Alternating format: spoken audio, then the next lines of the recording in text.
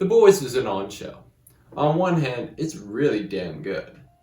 Has quite a bit of good storytelling, solid likable characters, and can give you a hearty chuckle from time to time.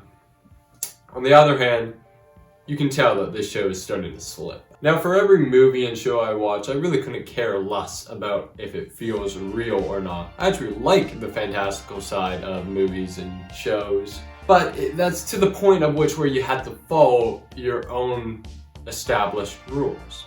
And The Boys, well, I can tell you, it does not follow its rules. The first season of The Boys laid out the groundwork for how this world worked. It showed us that these beings that we call superheroes are quite dangerous and blatantly just douchebags.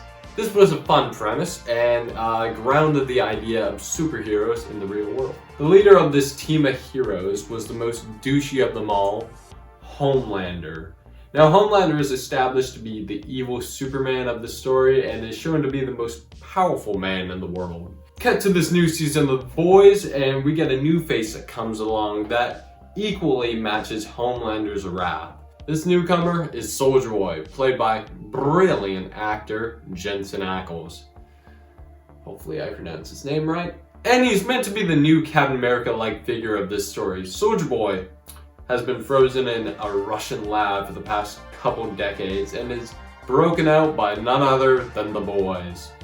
Now, I quite like this idea, and I was all in by the start of Soldier Boy's arrival.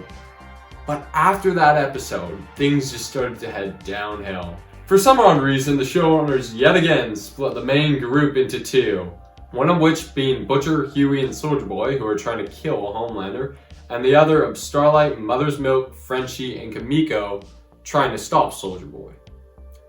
See how it's a little rough? In my head, the fact that one half of the boys is trying to kill Soldier Boy because he killed Mother's Milk's family way back does not make much sense. It seems that Homelander is a much bigger threat overall. And the fact that Mother's Milk is pissed at Butcher for helping Soldier Boy just feels strange and out of place, because I think Mother's Milk should take note of the fact that Butcher isn't just gonna let Soldier Boy prance around once they're done doing business.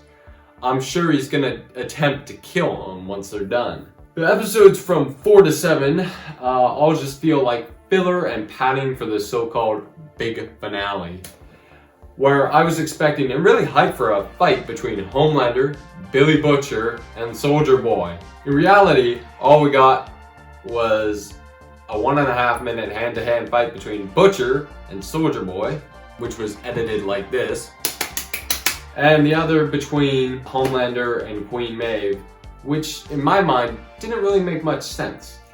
This is why I was previously talking about the rules of the show, which they established. The fact that the best Homelander could do was poke his hand into Queen Maeve's eye and take it out is kind of pathetic. Like, I know we're not deconstructing established characters here, but like, come on. Homelander has fucking laser vision. I'm sure he could do a little bit more than poke her eye out. Oh, but Maeve had been training. Yeah, training for what? To fight fucking God? Jesus Christ. Again, the way they had been putting it the whole season, and the reason that they got Soldier Boy in the first place was because this was a fight against God. It just didn't make sense overall. It feels like they got different writers throughout each episode and they mixed it all together and it just didn't work.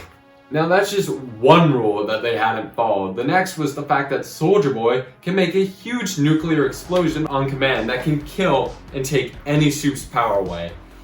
He had done this to such superheroes as Crimson Countess and the TNT Twins, and plenty of other soups at fucking Hero-gasm. But it seems for characters that have been in the spotlight since season 1, Miko and Queen Maeve, it just won't kill them. Like every other fucking show. No one seems to die anymore, and that's not just even in this show. I mean, I've noticed it in Stranger Things, Marvel, and all sorts of other TV shows and movies. This is definitely my biggest problem with them. And it's getting to the point where it started to lost my sense in realism within media. And it's getting annoying. When you make something, a show or movie, you're gonna have to kill important characters off eventually. We're in the 3rd season of The Boys, and we've lost one important character. One.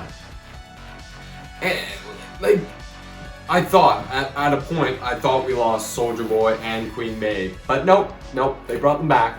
Of course they did, because it's terrible.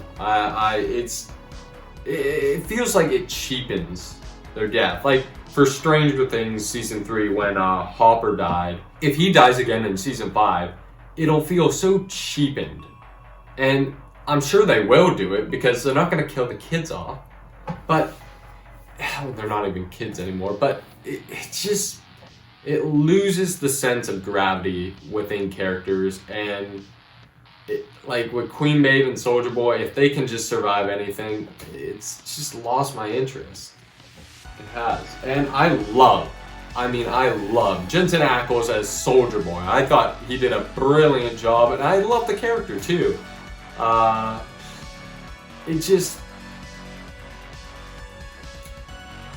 don't know how you bring him back for another season. Like, what is his purpose? He did what he wanted to do in Season 3, and now he's still here. Like, there's nothing to do there. Anywho, this season of The Boys was definitely a decline of the 1st season, and maybe even the 2nd one. Not to say I still didn't have some fun with it, and of course, I always love the scenes with the deep. But overall, I would give this season of The Boys a 1.2 out of 2. It's still alright, it's well made, but yeah, the story is not the greatest. Anyways, have a great day.